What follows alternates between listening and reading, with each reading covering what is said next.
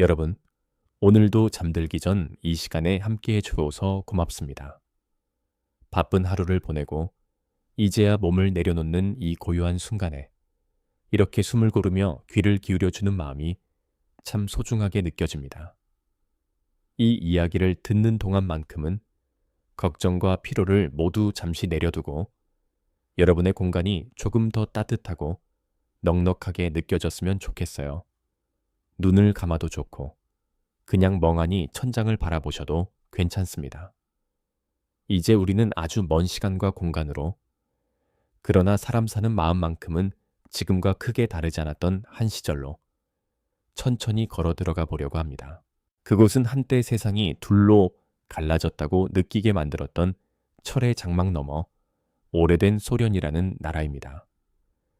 서양 영화 속에서 보던 차가운 회색 빌딩, 어딜 가나 비밀 경찰이 숨어 있을 것 같은 긴장된 분위기와는 조금 다른, 그러나 어떤 면에서는 더 기묘하고 더 답답했던 일상의 풍경이죠.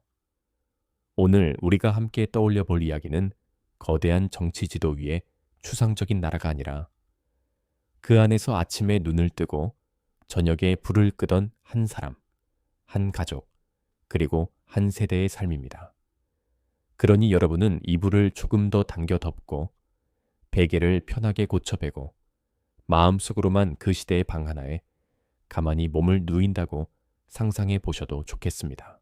이제 여러분은 상상 속에서 오래전 레닌그라드라는 도시, 큰 옛 저택을 잘라 나눈 공동주택의 한 방에서 깨어난다고 생각해 봅니다.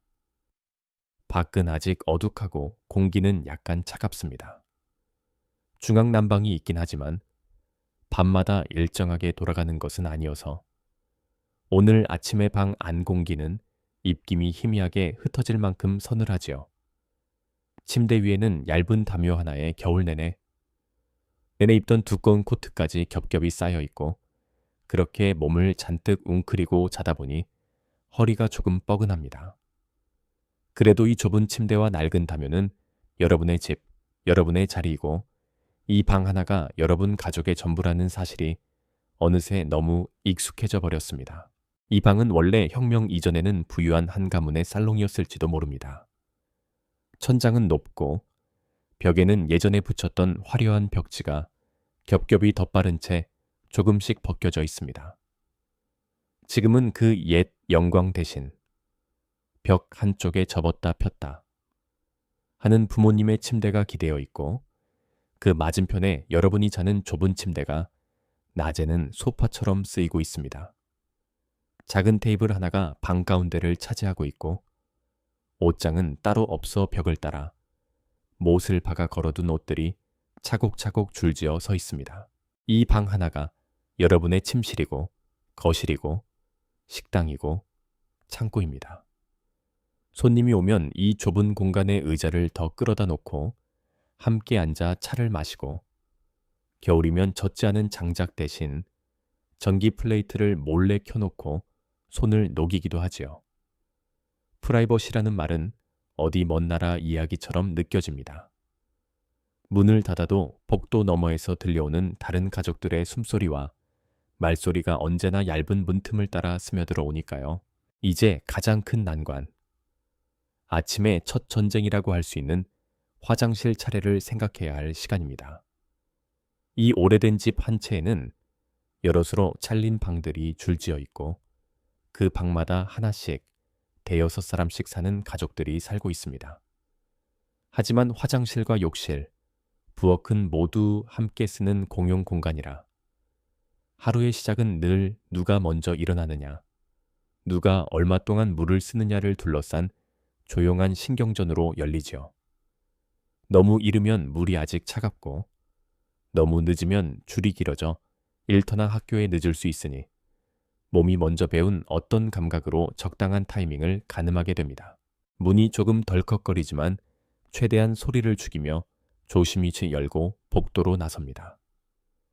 복도는 길고 어둡고 천장 가까운 곳에 달린 노란 정우 하나가 흐릿하게 공간을 비추고 있습니다. 혁명 이전에는 한 부유한 가문의 하인들이 오르내리던 통로였을지도 모르는 이 복도를 지금은 여러 가족의 아이들과 어른들이 같은 슬리퍼를 질질 끌며 하루에도 수십 번씩 지나갑니다. 오래된 나무 마루는 군데군데.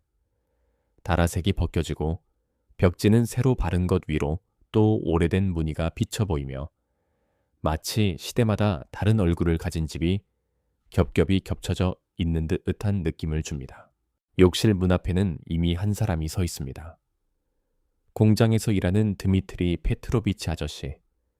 아직 잠이 덜 깬 얼굴로 여러분을 보고 살짝 고개를 끄덕입니다. 문 안에서는 물이 흐르는 소리가 끊이지 않고 아저씨는 낮은 목소리로 오늘 욕실을 쓰고 있는 사람이 평소처럼 오래 머무는 호르몬이라고 알려줍니다. 여러분은 벽에 등을 기대고 손에 쥔 작은 세면도구 꾸러미를 꼭 쥔 채 오늘도 역시 이렇게 줄을 서서 기다리는 것이 당연한 일상이라고 조용히 받아들이게 됩니다.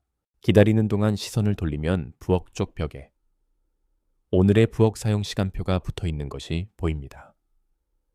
어느 가족이 언제 저녁을 지을 수 있는지, 누가 빵을 굽고 누가 국을 끓일 차례인지 삐뚤빼뚤한 글씨로 써내려간 이 비공식 시간표를 모두가 대충은 알고 또 지키려 애를 씁니다. 냉장고 하나에는 가족별로 자그마한 칸이 나뉘어 있고 각자의 쌀과 메밀, 설탕과 소금이 들어있는 찬장 역시 칸칸이 나누어져 있지만 냄비에서 뿜어나오는 김과 냄새는 서로에게 섞여버립니다. 이렇게 반은 개인이고 반은 공적인 공간에서 하루의 가장 기본적인 일들, 먹고 씻고 쉬는 일이 조심스러운 협상과 양보로 이루어지는 것이지요. 드디어 욕실 문이 열리고 하얀 김이 복도로 밀려 나옵니다. 머리에 수건을 둘러쓴 노부인이 짧게 인사를 건네며 지나가고 줄맨 앞에 섰던 드미트리 아저씨는 오늘은 여러분이 먼저 들어가라고 손짓합니다.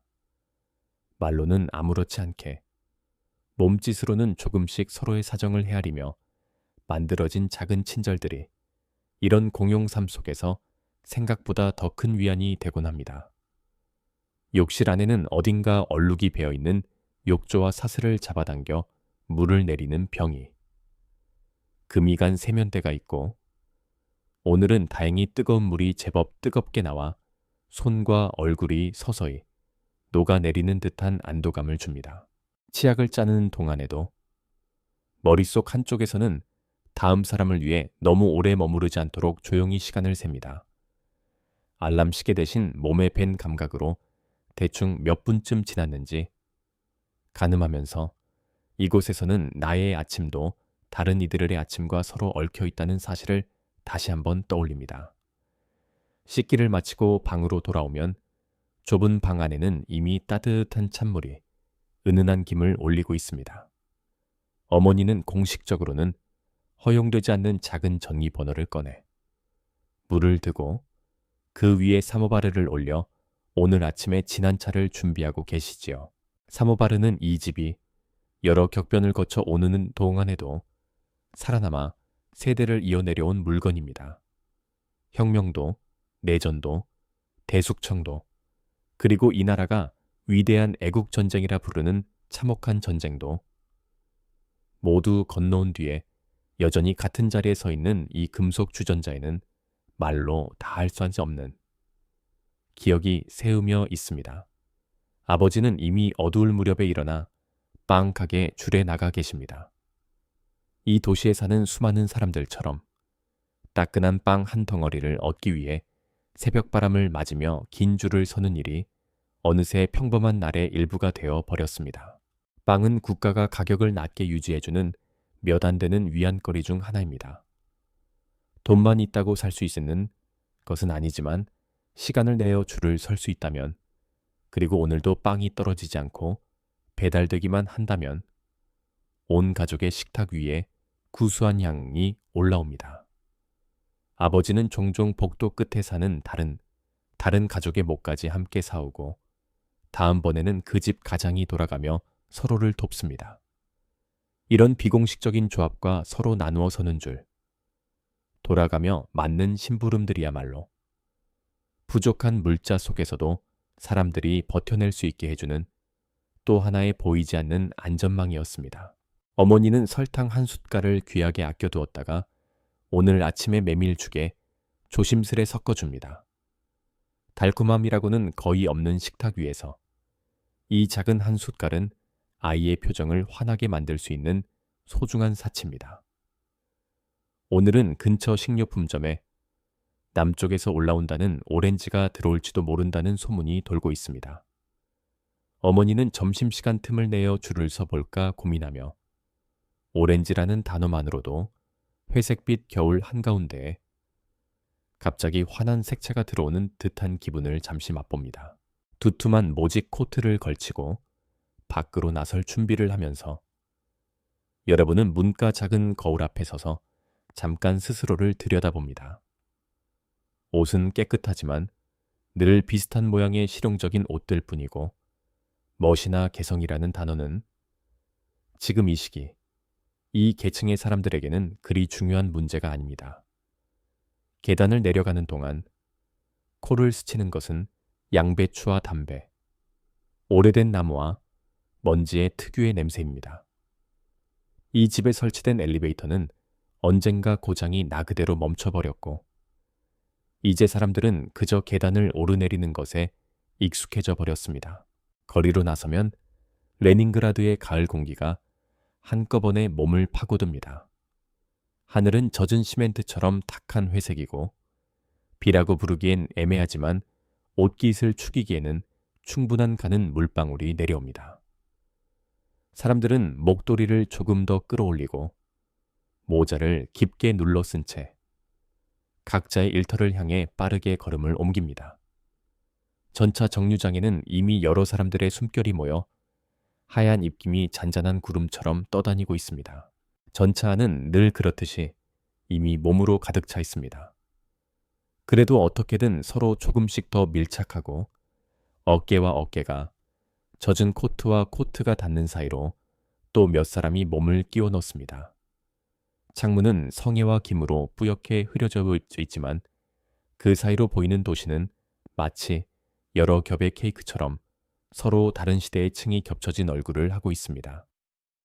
옛 황제시대의 화려한 궁전과 혁명 이후 노동자를 위해 지었다는 기하학적인 건물들, 그리고 전쟁 뒤 허겁지겁 세워 올린 아파트들이 한 시야 안에 뒤섞여 서 있습니다. 거리 곳곳에는 새로운 5년 계획의 성과를 자랑하는 포스터들이 붙어 있습니다. 웃고 있는 노동자의 얼굴, 계획을 초과 달성했다는 문구, 밝은 미래를 약속하는 구호들이 커다란 글씨로 적혀 있지만 전차 안의 사람들 얼굴은 피곤하고 담담합니다.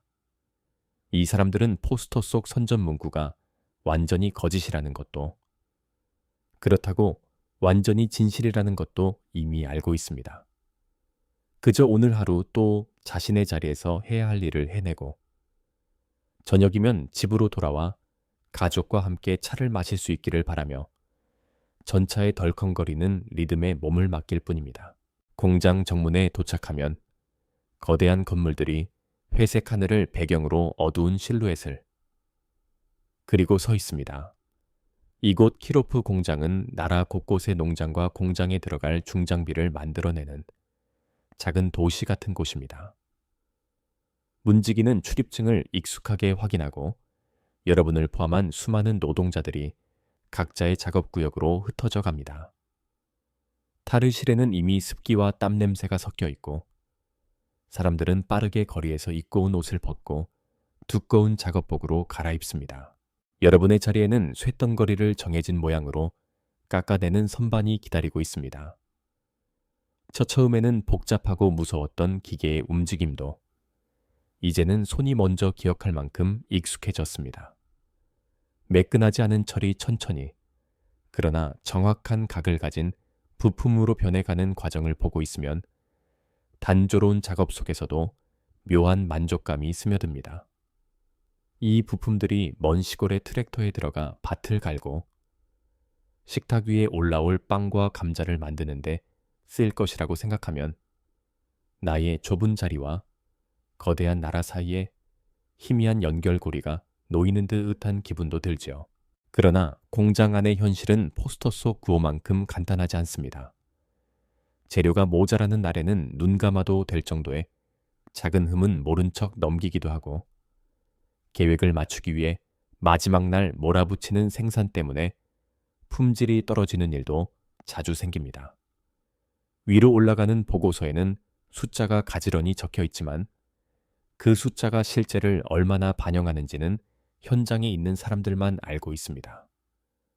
동료들 사이에서는 이런저런 농담과 내밀한 불평들이 쉬는 시간마다 조용히 오갑니다. 잠깐의 휴식 시간이 되면 공장 안에 울리는 경적 소리가 오늘 하루의 첫 호흡을 허락합니다. 몇 모금의 담배 연기, 대충 싸운 샌드위치나 남은 죽을 먹으며 나누는 짧은 이야기 속에는 이 체제에 대한 냉소와 동시에 어쩔 수 없는 애착이 뒤섞여 있습니다. 그 와중에도 사람들은 누군가 아픈 아이를 걱정하고 어느 가게에 새로 들어온 장화 이야기를 공유하며 서로를 향한 작은 관심을 잊지 않습니다. 공장 마당 끝쪽으로 나가면 냄새와 소음 너머로 먼 발트도해에서 불어오는 공기가 아주 조금이나마 느껴지기도 하지요. 이 도시 레닝그라드는 한때 표트르 대제가 서쪽을 향해 열어 젖힌 창이었습니다. 그리고 이제는 전쟁 동안 900일 가까운 포위를 견뎌낸 도시라는 또 다른 이름을 가지고 있습니다. 전쟁이 끝난 지 오래 지나지 않은 이 시기, 아직도 사람들 마음속에는 그때의 추위와 굶주림이 깊은 그림자로 남아 있습니다.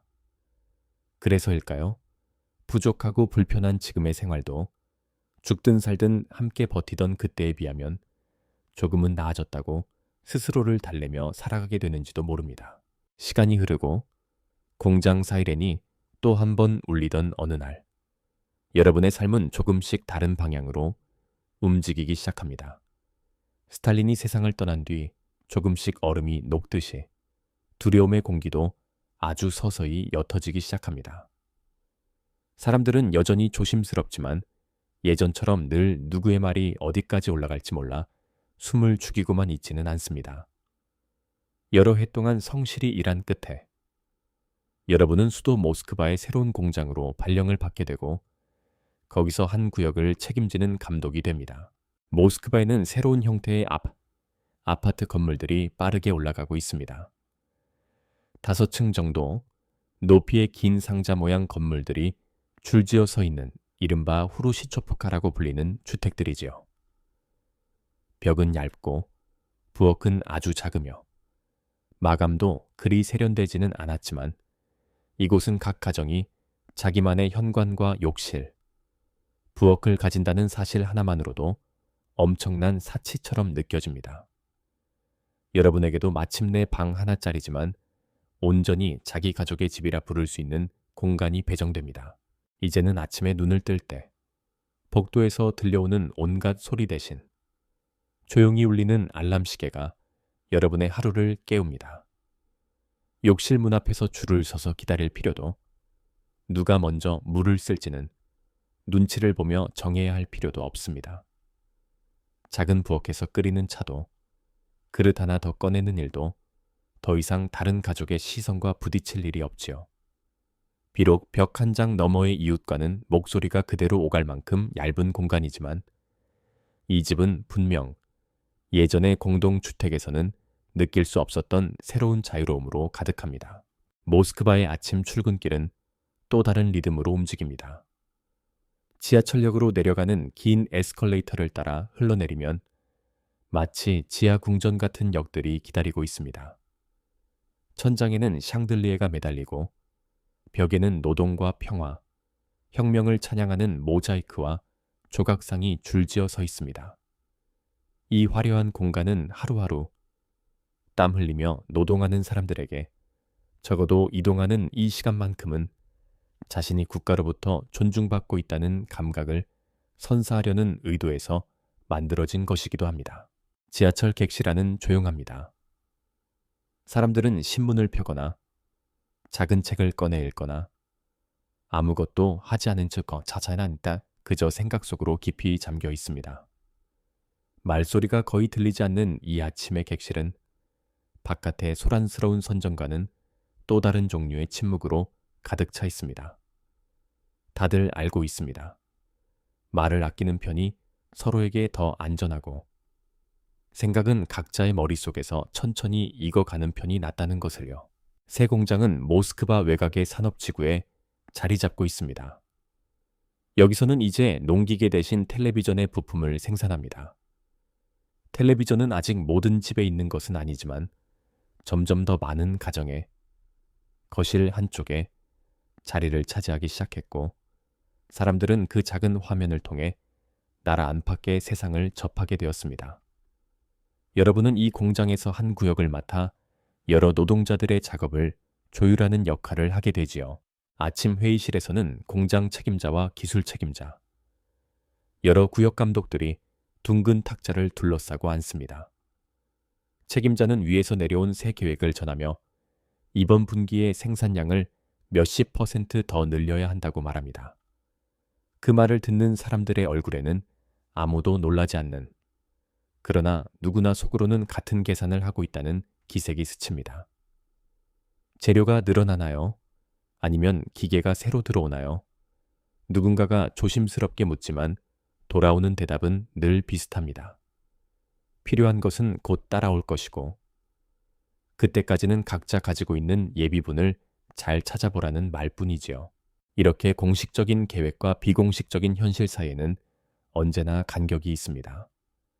그 간격을 메우는 것은 서류나 구호가 아니라 현장에서 일하는 사람들의 끊임없는 임기응변과 눈치, 그리고 서로 간의 신뢰와 거래입니다. 어디에 숨겨둔 부품이 있는지, 어느 공장에 누가 어느 품목이 모자라 애를 먹고 있는지, 누가 무엇을 빼앗아 가려 하지 않는지, 이런 정보들은 문서가 아닌 입과 입을 타고 조용히 흘러갑니다. 그리고 여러분도 어느새 그 흐름 한가운데에서 공식 계획과 비공식 현실을 동시에 헤엄치며 살아가는 사람이 되어갑니다. 공장 안에서 하루를 보내며 여러분은 이 체제가 가진 모순을 모르는 사람이 아닙니다. 하지만 그 모순 속에서도 사람들이 서로 돕고 버티고 아이들을 키우고 웃음을 나누며 살아가고 있다는 것도 누구보다 잘 알고 있습니다. 저녁이 되고 다시 지하철을 타고 집으로 돌아가는 길에 여러분은 문득 이렇게 생각하기도 합니다. 이 모든 것은 완벽하지 않지만 그래도 지금 이 순간 집에 가면 따뜻한 차와 가족이 기다리고 있다. 시간은 다시 천천히 앞으로 흘러 모스크바의 어느 아침으로 우리를 데려갑니다. 얇은 흰 커튼 사이로 부드러운 햇살이 스며드는 작은 아파트. 그 방 한쪽에서 알람 시계 소리에 몸을 뒤척이는 아이가 있습니다. 이 아이의 이름은 나타샤. 이제 막 10대 중반에 접어든 학생입니다. 나타샤에게 스탈린의 공포나 전쟁의 굶주림은 책에서 읽은 이야기일 뿐 실제 기억으로 남아있지 않은 시대가 된 것입니다. 나타샤의 방은 크지 않지만 그 안에는 작은 세계가 가득합니다. 양옆으로 책이 꽂힌 선반, 책상 위에는 러시아 문학 작품에서부터 과학 도서, 외국 작가들의 모험 소설 번역본까지 다양한 책들이 가지런히 놓여 있습니다. 침대 옆에는 학교에서 쓰는 갈색 교복과 검은 앞치마가 걸려 있고 특별한 날이면 흰 앞치마로 바뀝니다. 그리고 옷걸이 한쪽에는 붉은 스카프 하나가 매듭이 여러 번 풀렸다 묶인 흔적을 품은 채 기다리고 있습니다. 이 붉은 스카프는 어린이 조직, 소년단에 가입한 아이들이 목에 두르는 표시입니다. 겉으로는 자발적 가입이라고 하지만 거의 모든 아이들이 소년단원이 됩니다. 입단식 날, 아이들은 깃발 앞에서 조용히 선서를 합니다. 조국을 사랑하고 충실히 공부하고 친구를 돕고 위대한 혁명 지도자들의 가르침을 따르겠노라고 목소리를 모아 말하지요. 나타샤에게 이 의식은 너무 익숙해서 오히려 그 의미를 깊이 생각하지 않게 된 하나의 일상입니다. 하지만 동시에 친구들과 함께 노래를 부르고 깃발 아래 서서 한 목소리를 내는 경험은 묘한 소속감과 설렘을 안겨주기도 합니다. 이 아이들은 자신들이 역사 속에서 어떤 역할을 맡을지 아직 모르는 채 나라가 마련해준 커다란 공동체 안으로 자연스레 걸어 들어가는 중입니다. 그리고 그 길은 아직은 크게 의심받지 않은 채 어른들이 그려놓은 선로를 따라 곧게 이어져져 있을 뿐이다. 아침 부엌에서는 나타샤의 어머니가 메밀죽과 차를 준비하고 있습니다. 아버지는 신문을 펼쳐들고 조용히 머리 기사를 읽습니다. 라디오에서는 가벼운 체조를 안내하는 음성이 흘러나오다가 곧 오늘의 뉴스와 이 나라가 이룬 여러 업적들을 전하는 단정한 목소리로 바뀝니다. 식탁 위에는 검은 빵과 약간의 버터, 그리고 작은 설탕 그릇이 올려져 있고 가족은 평범하지만 모자라지 않은 아침을 함께 나눕니다. 학교는 집에서 멀지 않은 거리에 있습니다. 계획도시의 원리에 따라 주거단지와 학교, 가게, 놀이터가 일정한 거리 안에 모여 있기 때문입니다. 거리에는 같은 색의 교복을 입고 붉은 스카프를 둘러맨 아이들이 여기저기서 모여들어 하나의 흐름을 이루며 학교 정문으로 향합니다. 정문 앞에는 한 손을 뒤로 한 채 먼 곳을 바라보고 있는 레닌의 동상이 서 있고 아이들은 그 앞을 조용히 지나쳐가며 교실로 올라갑니다. 이날 아침, 소년단 모임이 먼저 열립니다. 나타샤와 동급생 30명 남짓이 강당에 모여 깃발 앞에 줄을 맞춰 섭니다. 지도교사는 오늘의 과업과 자원봉사 활동, 다가오는 기념일 행사 준비에 대해 차분하게 설명합니다. 아이들은 익숙한 노래를 부르고 누군가는 전쟁 영웅이나 모범 학생의 이야기를 읽어주고 또 누군가는 최근 공장에서 일하는 부모님의 성과를 자랑스럽게 소개하기도 합니다. 수업은 규칙적이고도 빽빽하게 이어집니다. 수학 시간에는 선생님이 칠판에 정리를 쓰고 아이들은 노트에 따라 적으며 문제를 풉니다. 역사 시간에는 계급투쟁과 혁명의 필연성에 대해 외워야 할 문장이 많지만 어느 순간부터는 선생님 역시 목소리를 조금 누그러뜨려 인간 이야기로 풀어낼 수 있는 부분들을 찾아 말해줍니다. 문학 시간에는 러시아의 위대한 작가들이 한때 어떤 시대에 살았고 그들이 어떤 방식으로 부당함과 모순을 바라보았는지에 대해 교과서의 문장을 조금 벗어나 조심스럽게 이야기를 꺼내는 선생님도 있습니다. 점심시간에는 학교 식당에서 모두가 같은 음식을 먹습니다. 국 한 그릇, 작은 고기, 완자와 감자, 설탕이 조금 들어간 과일 음료가 나옵니다. 옷차림도 비슷하고 도시의 중심에서 조금 떨어진 이 학교에서라면 부모가 어떤 일을 하는지, 집에 책이 몇 권이나 있는지는 그다지 크게 티나지 않습니다. 아이들은 같은 줄에 서서 음식을 받고 같은 식탁에 둘러앉아 웃고 떠들며 먹습니다. 수업이 끝난 뒤에도 학교의 하루는 바로 끝나지 않습니다. 합창 연습, 체육반, 체스 동아리, 과학 실험 모임 등 다양한 활동들이 이어지고 맞벌이인 부모를 둔 아이들에게는 이 시간이 안전한 돌봄이기도 합니다.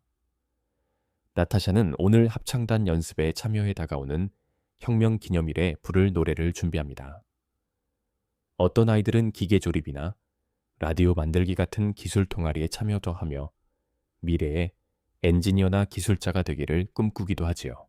해가 빨리 기우는 가을, 나타샤가 집으로 돌아올 때쯤이면 벌써 가로등이 하나둘 켜지기 시작합니다. 어머니와 아버지는 아직 퇴근하지 않았지만 나타샤는 목에 걸고 있던 집 열쇠로 조용히 문을 열고 들어갑니다. 혼자 든 차와 빵 한 조각으로 간단한 간식을 해결하고 책상 앞에 앉아 숙제를 시작합니다. 수학 문제를 풀고 외워야 할 시를 중얼거리며 지리 교과서에 표시된 나라의 이름을 따라 적다 보면 어느새 집안에 또 다른 발자국 소리가 들려옵니다. 저녁 식탁 위에는 양배추 수프와 메밀죽, 작은 고기, 조각과 빵이 올려져 있습니다. 오늘은 아버지가 직장에서 받아온 오렌지가 한두 개 조심스럽게 접시 위에 함께 놓여 있습니다. 오렌지는 그 향만으로도 집안의 공기를 확 달라지게 만드는 귀한 존재입니다. 대부분은 특별한 기념일을 위해 아껴두지만 가끔은 이렇게 아이의 눈을 반짝이게 만들고 싶은 날, 조그마한 조각으로 잘라 나눠 먹기도 하지요. 식사를 마치고 나면 온 가족이 텔레비전 앞에 모입니다. 채널은 많지 않지만 뉴스와 교육 프로그램, 영화와 다큐멘터리가 일정한 순서대로 방송됩니다. 오늘은 우주 개발에 관한 다큐멘터리가 나와 첫 번째 우주 비행사와 여러 과학자들의 이야기를 전합니다. 나타샤는 화면 속 반짝이는 우주선과 미소를 지으며 지구로 돌아온 우주 비행사의 얼굴을 보며 이 나라가 이룬 업적에 대한 진심 어린 자부심과 어린 마음의 경외감을 동시에 느낍니다. 잠자리에 들기 전 나타샤는 책장에서 얇은 책 한 권을 꺼내 읽습니다. 소년단의 모범이 된 아이들의 영웅담이 담긴 이야기집입니다. 줄거리는 단순하고 메시지는 분명하지만 등장인물들의 용기와 친구를 위해 위험을 감수하는 모습은 아이의 마음을 움직이기에 충분합니다. 조용히 책을 덮고 내일의 시간표를 한 번 더 확인한 뒤 나타샤는 불을 끄고 천천히 눈을 감습니다. 몇 해가 더 흘러 나타샤는 이제 학교 마지막 학년에 다가선 청년이 됩니다. 수많은 시험과 활동을 거치며 학교는 아이들을 각자의 진로로 나누어 보내는 일을 서서히 준비합니다. 성적이 좋은 퉁 학생들은 의사나 엔지니어, 과학자로 갈 길이 열리고 다른 학생들은 기술학교나 현장으로 바로 나가는 경우도 많습니다. 나타샤는 수학과 과학 과목에서 좋은 성적을 거두고 있었고 주변에서는 그녀가 공대에 진학하길 권합니다. 청년 조직에 가입한 것도 이 시기입니다. 소년단보다 훨씬 더 중요한 기록으로 남는 이 조직은 대학 입시나 취업, 승진에까지 영향을 미치는 중요한 이력입니다. 회의에서는 사회주의의 미래, 경제 계획, 청년의 역할 등에 대한 공식적인 이야기가 오가지만 회의가 끝난 뒤 복도에서는 전혀 다른 이야기들이 속삭이듯 오갑니다. 누가 어느 대학에 갈 것 같은지, 어느 공장이 기숙사가 좋다든지, 서쪽에서 흘러들어온 음악을 구할 수 있는 친척이 있다든지 하는 이야기들입니다. 나타샤와 오랜 친구 올가는 학교가 끝난 뒤 천천히 집으로 걸어가며 대화를 나눕니다. 넌 정말로 공대를 갈 거야? 올가가 묻습니다. 너 예전에는 언어를 공부하고 싶다고 했잖아. 나타샤는 잠시 생각하다가 부모님이 말한 현실적인 조언을 떠올립니다. 엔지니어가 되면 배정받는 집도 좀 더 좋을 수 있고 일자리도 안정적일 거래. 그래도 마음 한 구석에서는 책을 번역하거나 다른 나라 이야기를 더 깊이 알고 싶다는 생각도 아직 남아있어. 그러면서도 둘은 목소리를 조금 낮추고 올가의 사촌이 들여왔다던 어느 서양 밴드의 음악에 대해 흥분 섞인 이야기를 나눕니다. 구경 음반사가 찍어낸 것이 아니라 엑스레이 필름에 몰래 녹음한 희미한 소리의 음악들. 규정 위반이라고까지 보기 어렵지만 공식적으로 추천되는 문화는 아닌 이 중간지대의 것들이 두 소녀에게는 이상하게도 더 생동감 있게 느껴집니다. 공식적인 교실 속 세계와 친구들의 방 안에서 조용히 흘러나오는 다른 세계의 소리가 한 사람의 마음 안에 겹쳐 살기 시작한 것이지요. 결국 나타샤는 과학과 기술을 공부하기로 선택하고 모스크바의 한 공대에 합격합니다. 등록금과 기숙사비는 따로 내지 않아도 되었지만 입학 경쟁은 치열했고 무엇보다도 국가가 필요로 하는 인원을 충족시키는 방식으로 선발이 이루어졌습니다. 대학 시절 그녀는 첨단이라고 불리던 분야가 사실은 서쪽 세계보다 몇 년은 늦게 따라가는 중이라는 사실을 교수들의 말 사이, 실험 장비의 낡음 사이에서 서서히 깨닫게 됩니다. 그러나 동시에 이런 조건 속에서도 밤늦게까지 연구실 불을 밝히고 스스로의 전문성에 자부심을 느끼며 살아가는 사람들을 많이 만나게 되지요. 1970년대 중반이 되었을 때 나타샤는 이제 젊은 엔지니어가 되어 모스크바의 한 연구소에서 일하고 있습니다. 직장에서 몇 년간 성실히 일한 덕분에 그녀는 작은 아파트 하나를 배정받습니다. 방 하나짜리 거실과 아주 자그마한 부엌, 욕실이 딸린 이 집은 그녀에게는 세상에서 가장 큰 자유처럼 느껴집니다. 벽에는 어디서나 볼 수 있는 표준 가구들이 놓여 있지만 책장에 채워진 책과 손수 짠 식탁보, 친구와 함께 만들었던 뜨개 장식들이 이 공간을 조금씩 자신만의 색으로 물들이고 있습니다. 거실 한쪽에는 레코드 플레이어가 놓여 있습니다. 국영 음반사에서 나온 대중가요와 클래식 음반이 선반에 정리되어 있고 어느 날 밤에는 공식적으로 허용되지 않은 방식으로 복사된 서양 음악이 얇은 필름 위에서 서걱거리는 소리로 흘러나오기도 합니다. 음질은 탁하지만 그 안에 담긴 다른 리듬과 멜로디는 모스크바의 회색 하늘 아래에서 살아가는 젊은이들에게 새로운 감각을 열어줍니다.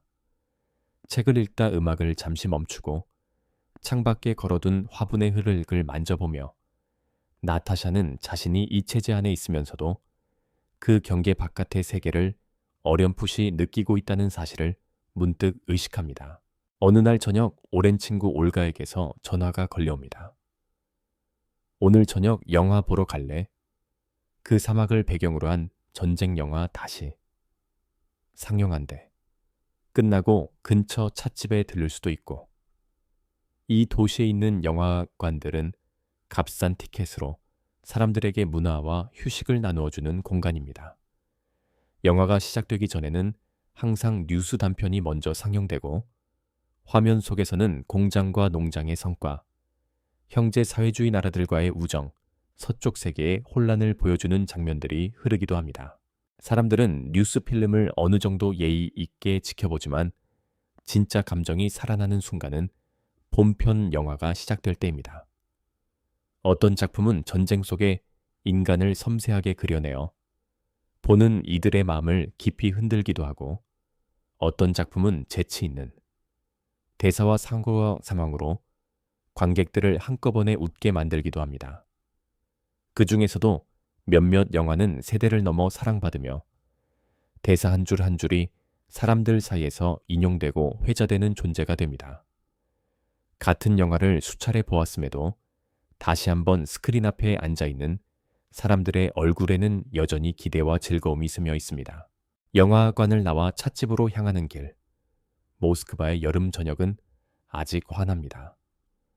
광장에는 산책을 나온 가족들과 연인들이 천천히 걸으며 아이스크림을 먹고 거리에는 이 나라의 수도로서의 위엄과 어느 정도의 여유가 동시에 흐르고 있습니다. 찻집에 도착하면 문 앞에 늘어선 줄의 길이를 먼저 확인해야 합니다. 자리가 있기를 바라며 안으로 들어가 그날 운이 좋다면 진짜 커피나 조금 더 좋은 케이크를 맛볼 수도 있고 그렇지 않다면 늘 그렇듯 차와 단순한 과자를 나눠 먹게 될 수도 있습니다. 시간이 조금 더 지나면 사람들이 가장 기다리는 휴가철이 찾아옵니다. 직장이나 노동조합은 종종 바닷가나 산속의 요양시설, 이른바 산토리움으로 떠나는 휴가표를 배정해 줍니다. 남쪽 흑해 연안의 휴양지는 특히 인기가 높아 누구에게 언제 차례가 돌아가는지가 늘 화제가 됩니다. 기후가 온화한 그곳에서 며칠이라도 눈과 바람, 소금을 머금은 공기를 즐길 수 있다면 긴 겨울을 버틸 힘을 조금 더 채울 수 있을 것 같기 때문입니다.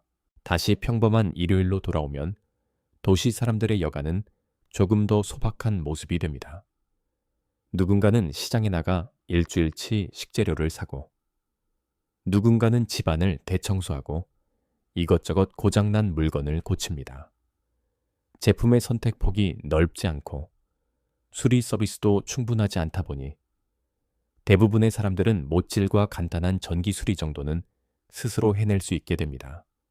봄과 여름이면 도시 외곽의 숲이나 강가로 나가 돗자리를 펴고 도시락을 펼쳐놓고 버섯을 따거나 강물에 발을 담그며 자연 속에서 한나절을 보내기도 하지요. 어느 일요일에는 나타샤가 부모님 집을 찾아갑니다. 엄마는 며칠 전 직장에서 받아온 선물을 자랑스럽게 내놓습니다. 동독에서 들여온 진짜 커피 한 봉지입니다. 집안에 커피 향이 퍼지자 마치 다른 나라의 공기가 잠시 이 작은 부엌에 스며든 것처럼 느껴집니다. 식탁 위에는 양손 가득 정성으로 만든 샐러드와 수프, 고기 요리가 놓이고 텔레비전에서 어제 방송했던 드라마 이야기가 웃음 섞인 목소리로 이어집니다. 그 드라마는 제법 긴 이야기로 전쟁 중 스파이의 삶을 그린 작품이었습니다. 나라 전체 사람들이 거의 같은 시간에 그 드라마를 지켜보았고 다음 날 직장과 학교에서는 어제 방송된 장면에 대해 이야기꽃이 피었습니다. 이렇게 텔레비전과 라디오, 영화관과 극장은 물자가 넉넉하지 않은 사회에서 사람들에게 생각보다 큰 위로와 공감을 나누어주는 역할을 했습니다. 같은 이야기, 같은 노래, 같은 얼굴을 함께 기억한다는 것은 서로 잘 모르는 사람들 사이에도 묘한 연대감을 만들어주곤 하니까요. 하루하루는 비슷해 보이지만 그 안에서 사람들의 삶은 조금씩 다른 방향으로 자라납니다. 나타샤는 연구소에서 맡은 일을 통해 전문성을 쌓고 동료들과 함께 새로운 장비를 도입하기 위해 싸우기도 하고 한계를 느끼며 한숨을 내쉬기도 합니다. 엄격한 계획, 경제 속에서의 창의적인 아이디어가 무시되거나 필요한 장비가 제때 도착하지 않는 현실은 그녀를 지치게 만들기도 합니다. 하지만 동시에 함께 밤늦게까지 남아 문제를 해결하고 작은 성공을 함께 축하하는 순간들은 이 모든 모순 속에서도 살아갈 이유를 작게나마 비춰줍니다.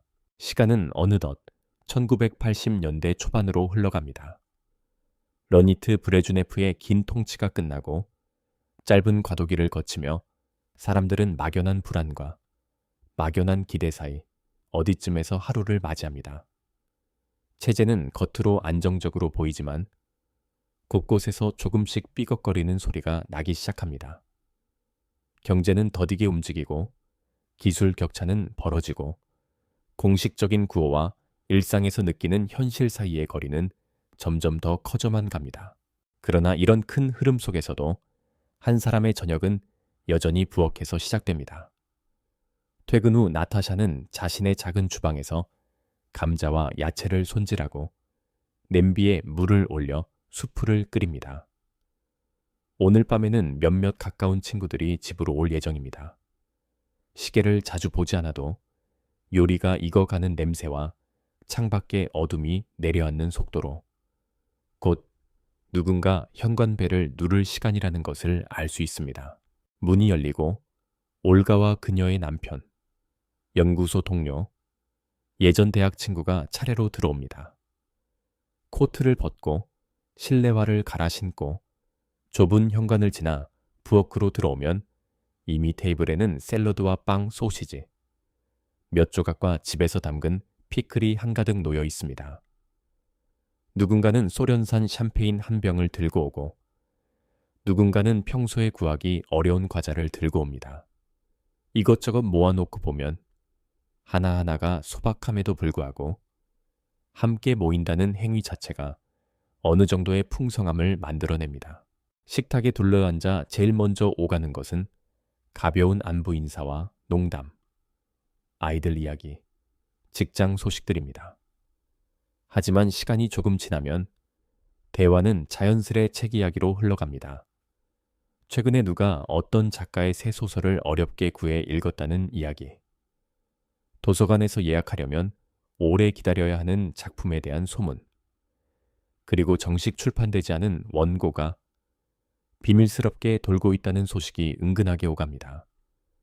누군가는 조심스럽게 가방에서 한 권의 책을 꺼내 테이블 아래로 건네며 다 읽으면 다음 사람에게 꼭 넘겨달라고 당부합니다. 이 부엌에서라면 사람들은 텔레비전 앞보다 조금 더 솔직한 표정으로 세상 이야기를 합니다. 경제가 정체되어 있다는 것, 공장에서 새 장비가 들어오지 않아 여전히 오래된 기계를 억지로 돌리고 있다는 것, 가게에서 예전에 비해 점점 더 많은 물건들이 자취를 감추고 있다는 사실도 숨김없이 이야기합니다. 그러나 이 솔직함이 곧 체제를 뒤엎겠다는 급진적인 대화로 이어지는 것은 아닙니다. 사람들은 자신의 처지를 냉정하게 보면서도 동시에 익숙해지는 안정감과 가족의 안전을 포기할 의사는 거의 없었습니다. 식사를 마치고 사람들이 거실로 옮겨 앉으면 나타샤는 소중한 카세트 플레이어를 꺼내 음악을 틀어줍니다. 국영방송에서 흘러나오는 공식적인 노래들과 함께 어디선가 구해온 서양 밴드의 음악도 번갈아 재생됩니다. 볼륨은 너무 크지 않게 맞추고 음악에 대한 의견은 때로 농담으로, 때로 진지한 감상으로 오가면서 시간은 어느새 깊어갑니다. 누군가는 하루하루가 늘 비슷하다고 말하면서도 이런 밤만큼은 별다른 이벤트가 없어도 충분히 기억에 남을 것 같다고 느낍니다. 아이를 키우는 친구들은 또 다른 고민을 털어놓습니다. 학교에서 아이가 배워오는 구호와 슬로건, 교과서 속의 이상적인 사회주의 인간상이 집에서 나누는 조용한 대화와 완전히 겹치지만은 않는다는 것. 부모들은 아이가 조직 생활에서 뒤처지지 않기를 바라면서도 동시에 세상을 조금 더 넓게 보고 생각할 수 있는 눈을 가졌으면 하고 조심스럽게 바람을 품습니다. 그래서 아이가 학교에서 이 나라는 항상 옳고 다른 나라는 늘 틀리다. 고 배워올 때면 부모는 어떤 나라든 좋은 점과 나쁜 점이 섞여 있고 사람들은 결국 비슷한 것을 원한다. 고 부드럽게 덧붙여 주곤 합니다. 밤이 깊어 친구들이 하나둘 집으로 돌아가고 현관문이 조용히 닫힌 뒤 집 안에는 다시 정적이 내려앉습니다. 나타샤는 싱크대에 쌓인 그릇들을 하나씩 씻으며 오늘 나눈 대화들을 곱씹습니다. 때로는 체제에 대한 불만과 걱정, 때로는 별것 아닌 농담과 웃음, 그리고 아이의 숙제나 겨울 장화 같은 아주 일상적인 걱정들이 뒤섞여 있는 이야기들이었습니다. 개인과 나라, 구조와 감정이 하나의 긴 줄 위에 함께 매달려 있는 듯한 느낌이 들기도 하지요. 그릇을 모두 씻고 나면 그녀는 창가에 놓인 화분에 물을 주고 욕실에서 간단히 세수를 한 뒤 침실로 들어갑니다. 욕실에는 여전히 종류가 많지 않은 비누와 샴푸, 치약이 놓여 있을 뿐이지만 그것이 특별히 불편하다고 느끼지 않을 정도로 몸은 이미 이 생활에 익숙해져 있습니다. 침실에 들어와 책장에서 시집 한 권을 꺼내고 침대 머리맡 스탠드를 켠 뒤 몇 편의 시를 천천히 읽어 내려갑니다. 이 시들은 오래전 이 나라에 닥쳤던 공포와 슬픔, 그리고 그 속에서도 꺾이지 않고 살아남은 사람들의 마음을 조용히 들려줍니다. 창밖으로는 모스크바의 밤이 깊어가고 있습니다. 도시는 완전히 잠들지 않습니다. 공장의 불은 여전히 켜져 있고 늦은 전차와 버스는 사람들을 집으로 데려다 줍니다. 그러나 대부분의 집 창문에는 하나둘씩 불이 꺼지고 남아있는 빛들은 마치 어두운 바다 위의 외딴 섬처럼 흩어져 있습니다. 이 거대한 나라의 수도 한복판에서 나타샤는 자신의 작은 방 안에 누워 이 체제가 자신에게 준 것과 빼앗아 간 것을 동시에 떠올리며 서서히 눈을 감습니다. 그녀의 삶은 어린 시절부터 이 체제의 틀 안에서 자라났습니다. 교육을 받았고 전문직을 얻었고 집을 배정받았습니다. 한편으로는 굶주림의 공포 없이 지낼 수 있었고 다른 한편으로는 하고 싶은 말을 마음껏 할 수 없는 공기를 평생 호흡해 왔습니다. 그럼에도 불구하고 친구들과 웃고 사랑을 나누고 좋은 책을 읽고 음악을 듣는 시간들은 이 모든 구조적 제약 너머에서 인간으로서의 존엄과 기쁨을 지켜주는 조그마한 등불이 되어 주었습니다. 이제 그녀는 아직 알지 못합니다. 몇 해 뒤 이 나라의 지도자가 바뀌고 개방과 개혁이라는 새로운 단어들이 신문과 방송을 메우기 시작하면서 그동안 단단하게 굳어져 있던 구조가 서서히 갈라지기 시작할 것이라는 사실을요. 말문이 조금씩 더 열리고 숨겨졌던 이야기와 자료들이 세상 밖으로 나오면서 사람들의 생각도 기대도 불안도 함께 커져갈 것입니다. 경제는 새로운 방식으로 재편되려다가 그 과정 속에서 물가가 솟구치고 일자리가 불안정해지며 이전 체제가 제공하던 최소한의 안전장치들이 사라질 위험도 함께 나타날 것입니다. 어떤 사람들에게는 새로운 기회가 열립니다. 자신의 능력과 운을 발휘해 이전에는 상상하기 어려웠던 부와 자유를 얻는 이들도 생겨납니다. 또 다른 사람들에게는 어제까지 당연하게 여기던 안정된 삶이 흔들리고 익숙한 규칙이 더 이상 통하지 않는 세상에서 길을 잃은 듯한 느낌이 찾아옵니다. 그리고 대부분의 사람들은 해방감과 상실감, 설렘과 두려움이 뒤섞인 묘한 감정을 안고 한 시대의 끝과 새로운 시대의 시작 사이를 건너게 될 것입니다. 하지만 지금 이 밤, 나타샤가 침대에 몸을 누이고 있을 때 그 모든 미래는 아직 이름 붙여지지 않은 채 안개 속에 잠겨 있습니다. 그녀의 머릿속을 오가는 생각들은 훨씬 더 소박하고 구체적입니다. 내일 회의에서 어떤 보고를 해야 할지, 다음 주에 올가와 또 어떤 영화를 볼지, 겨울이 오기 전에 따뜻한 부츠를 구할 수 있을지 같은 질문들이죠. 이 현실적인 고민들 사이사이에는 오늘 친구들과 나누었던 웃음과 가슴속 깊은 곳에서 흐릿하게 꿈틀거리는 막연한 바람들이 조용히 자리를 잡고 있습니다. 방 안이 불을 끄면 어둠이 천천히 모든 사물을 감싸 안습니다. 냉장고에 낮은 윙 하는 소리, 어느 층에서 나는지 알 수 없는 발걸음 소리, 아주 멀리서 들려오는 전차의 금속 음이 배경 음악처럼 퍼져 있습니다. 그 위에 나타샤의 숨소리가 차분하게 얹히고 심장의 박동이 서서히 느려지면서 깨어있는 세계와 잠의 세계 사이의 경계가 희미해집니다. 거대한 정치 체제와 역사적 사건들이 잠시 뒤로 물러나고 지금 이 순간에는 그저 한 사람이 눈을 감고 잠에 빠져들고 있다는 사실만이 조용히 남습니다. 창밖 하늘에는 구름 사이로 별이 드문드문 보입니다. 그 별들은 이곳 모스크바에서만이 아니라 다른 대륙의 도시들 위에서도 여러분이 잠들 준비를 하고 있는 이 방 위에서도 똑같은 빛을 내고 있을 것입니다.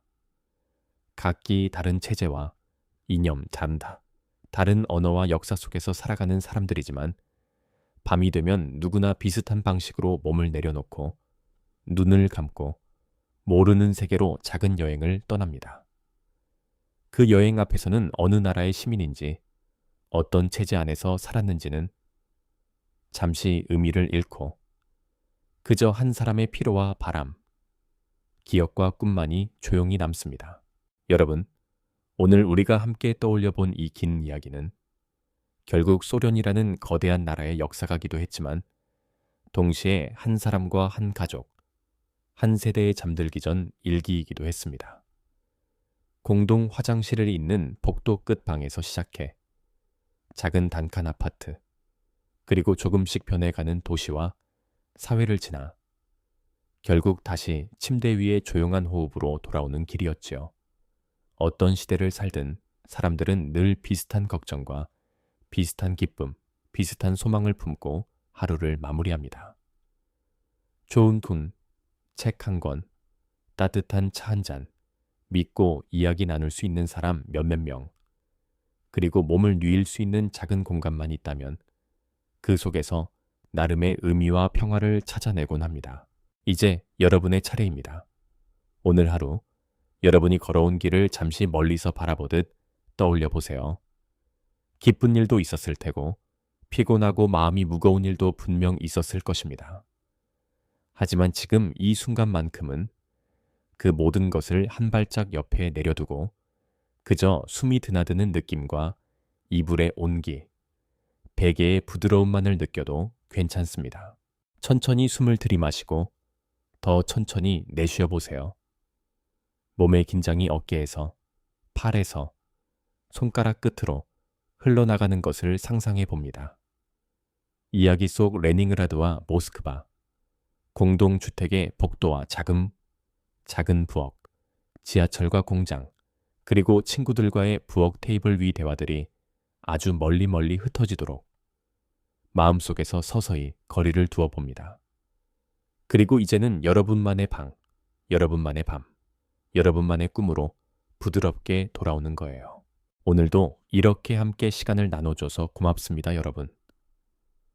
이제 눈꺼풀이 무거워지는 느낌이 든다면 그 감각을 거스르지 말고 조용히 맡겨보세요. 언젠가 다시 다른 시대와 다른 사람의 이야기를 함께 떠올릴 기회가 오겠죠. 지금은 그저 깊고 편안한 잠 속으로 천천히, 아주 천천히 가라앉아 가시면 됩니다. 좋은 밤 되세요, 여러분.